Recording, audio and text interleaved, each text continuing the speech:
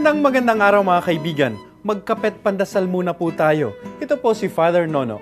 Mga kaibigan, ayan po, ikatlong linggo na ng panahon ng Adbyento at sa ating simbahan, ang tawag din sa linggong ito ay Gaudete Sunday, na ang ibig pong sabihin ay linggo ng pagsasaya, Sunday of Joy and Rejoicing.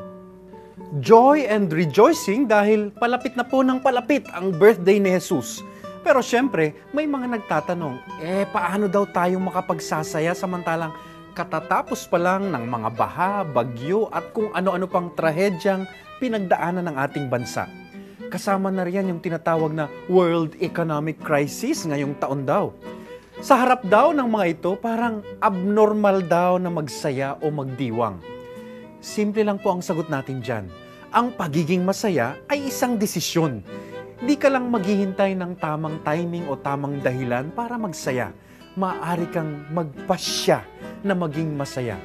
Sa karanasan po natin, maraming beses wala tayo sa mood marahil dahil may problema tayo.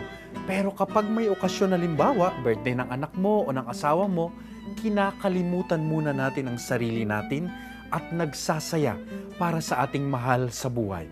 Kumbaga, isa ring tungkulin, obligasyon paminsan-minsan ang magsaya para sa iba.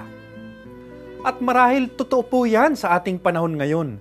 Sa harap ng mga pagsubok at paghihirap, baka nga tungkulin natin na magpalaganap ng saya, ng ligaya, ng tuwa. Spread the Christmas cheer. Amen.